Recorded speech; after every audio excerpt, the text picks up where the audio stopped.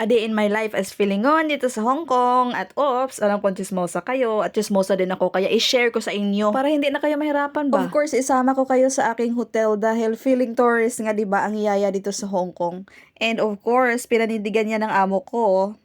Sinasama ako sa mga gala everywhere, and for today's chismis is nakabakasyon kami sa isang bansa na kailangan ng visa. So sige na, ipakita ko na sa inyo what I do in my hotel room. But in reality, honestly, pretending na talaga ang person dito. Of course, sa totoong buhay, pagod na pagod ay, whole day kami gumala, whole day naglakad, whole day akong nagabol-habol sa alaga, and that's the reality. So during those times no, na super tired ako, iniisip ko lang na talaga na hindi naman to permanent. Lilipas din to, at 'di ba nga sa sayings, there's always a rainbow after the rain. Kaya nga ito na yung aking rainbow. Dahil nandito na ako sa aking hotel room mag-isa, so of course nagpi-feeling tourist talaga ako, o 'di ba? Feel na feel talaga ng person na i-documented lahat, from ligo to toothbrush to pihis to tulog. Of course, why not? Pero honestly lang talaga, super pagod na talaga ako dahil gusto ko na lang humiga. Pero hindi, sabi ko hindi, vlogger ako, kailangan ko mag-video. So of course, gabing-gabi na nga ito, no, mga 12 na siguro ito. Pero dahil nga nag-feeling vlogger ako, of course, mag-video ako kung anong mga ginagawa ko. Hindi ko naman kailangan mag-dry ng hair dahil napapagod din ako. Pero since nga nag-video ako, sige na, mag-dry na ako para maipakita ako sa inyo. Feeling vlogger tayo dahil kahit na sense, wala tayong income, okay lang yarn. So anyway, ito na talaga yung pinaka-reward sa akin, no, yung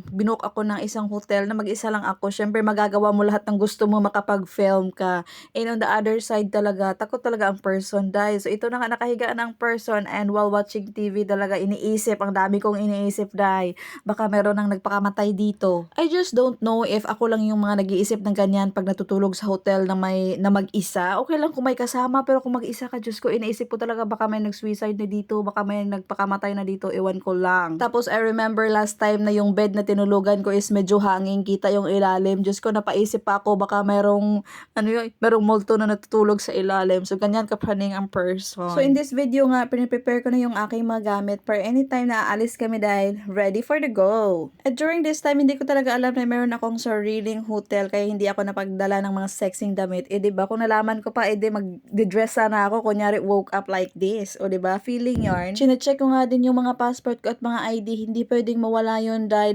napaka-importante yun. Baka makulong tayo dito ng di sa oras, at pinaprepare ko na yung mga damit na susuotin ko bukas. Pagkasama ko naman talaga yung mga amo ko dahil is napaka-formal ng person, pero pag ako lang yung mag-isa, of course, sexy tayo, no? Feeling tourist tayo, pero pagkasama ang amo, ano tayo, parang napaka-demure, napaka-formal. Pagkagala naman pala ako, of course, naglalagay din ako ng makeup pagkasama yung amo ko, like face powder, lip tint, and blush. Pero hindi lang ako nagli-lipstick ng super dark talaga. Of course, didaig pa natin yung ganda ng amo natin pag ganyan. Kaya, yun nga yung sabi nila, damit accordingly. Char. Ano ba yun? Tama ba? So, ito yung aking outfit for today. Naka-turtleneck tayo dahil akala natin malamig dito sa Hong Kong. At nilagyan ko na lang ng jacket sa loob. Ay, malamig dito sa aming lugar na pinuntahan. Hindi pala ito Hong Kong, ha.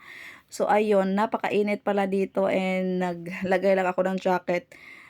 Ganyan. So, ganyan yung ating whole outfit, at ready na akong lumabas para kumain ng breakfast. So, pag ganito pala, no, 10 pala kami nagkikita sa ilalim. So, kakain ako ng breakfast bago ko makita yung mga amo ko dahil kakain din sila ng breakfast. Eh, mauna na ako dun sa ibaba dahil matagal pa silang gigising dahil. So, that's all for today. Thank you.